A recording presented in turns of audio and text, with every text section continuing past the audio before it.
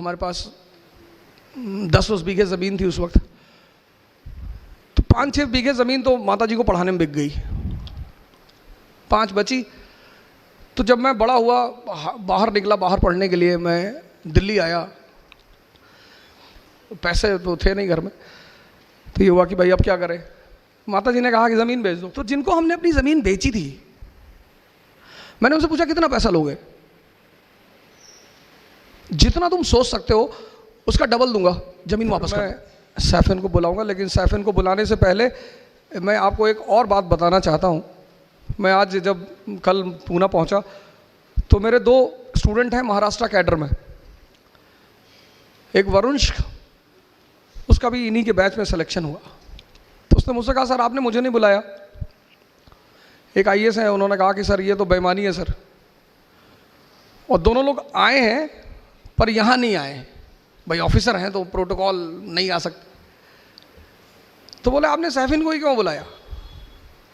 सैफिन में और मेरे में एक चीज़ कॉमन है, वो मैं आपसे शेयर करूँगा। मेरी माँ लॉयर हैं, एडवोकेट। मेरे फादर पोस्ट ऑफिस में थे।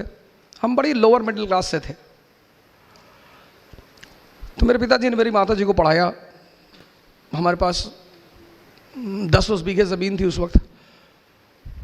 तो 5-6 बीघे ज़मीन तो माता जी को पढ़ाने में बिक गई, 5 बची। तो जब मैं बड़ा हुआ, बाहर निकला, बाहर पढ़ने के लिए मैं दिल्ली आया,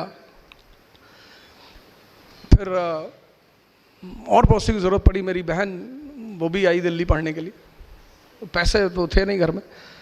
तो ये हुआ कि भाई अब क्या करें। माता जी ने कहा कि ज़मीन बेच दो। तो मेरे पापा ने कहा यार 5 बीघे और बच्चे हैं, इसको भी बेच दोगी तो खाएंगे कैसे।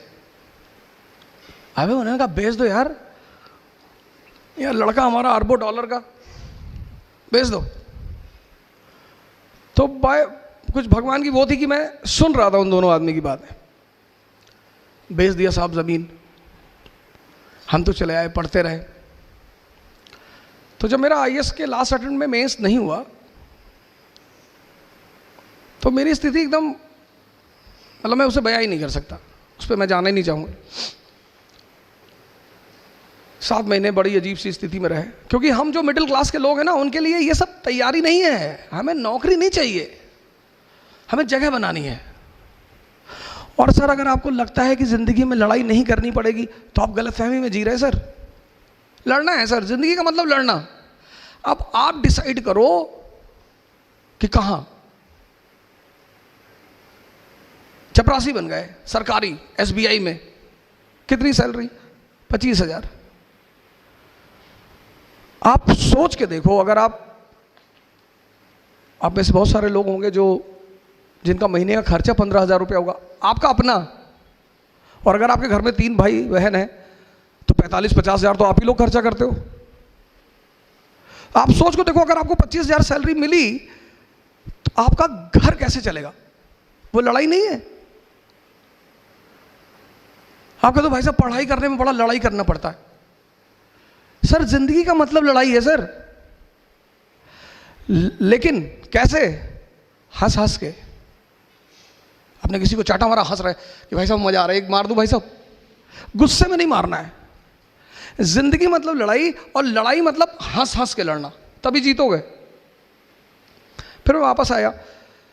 फिर मेरे एक दोस्त हैं, वो कोचिंग चलाते थे इलाहाबाद में, तो उन्होंने मुझे बुलाया, बोला भाई हमारे एक पुराने टीचर हैं, वो भाग गए हैं, आप जरा आगे पढ़ा दो। तो मेरी एक्सीडेंटल एंट्री हो गई इसमें। मैं पढ़ाने लगा।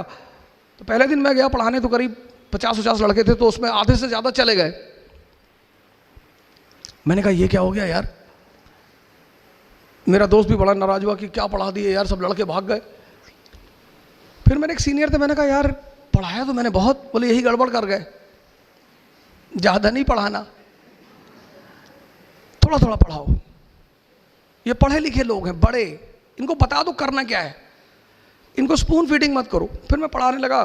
पढ़ाते पढ़ाते एक नया लाइफ मिली। मेरा पहला स्टूडेंट जो आईएएस हुआ वो राजू शुक्ला, अभी झांसी में है। उसके बाद मुझे वो बड़ा अजीब सा लड़का था। मैंने उससे पूछा कि यार अकबर के बारे में कुछ जानते हो। कहा सर अकबर औरंगजेब ये सब भाई भाई थे।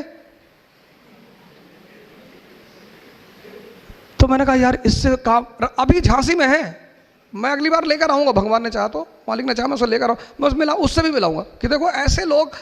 दिशा पहली चीज मैंने आपको बताया समझना। दूसरी चीज जो मैं आपको बता रहा हूं, जिंदगी में जो सबसे इंपॉर्टेंट चीज है वो है डायरेक्शन।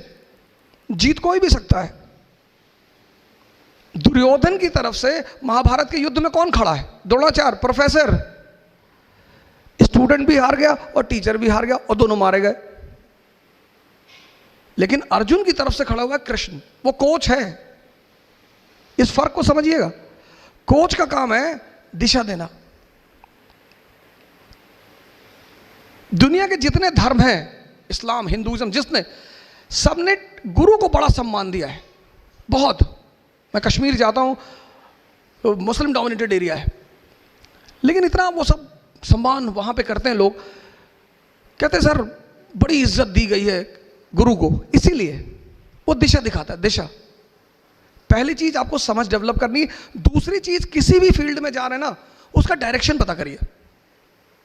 मैं हम सैफिन की बात कर रहे थे, फिर इस फील्ड में मालिक ने शायद सर पे हाथ रख दिया और कायदे की कहानी चल पड़ी।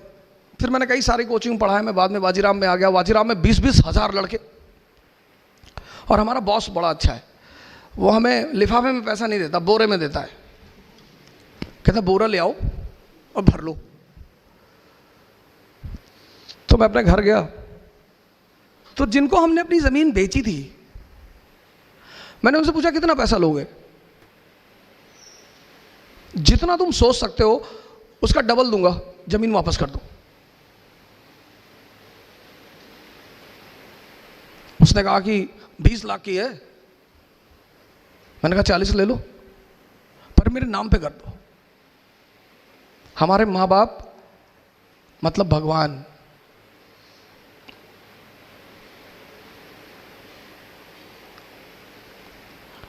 भगवान।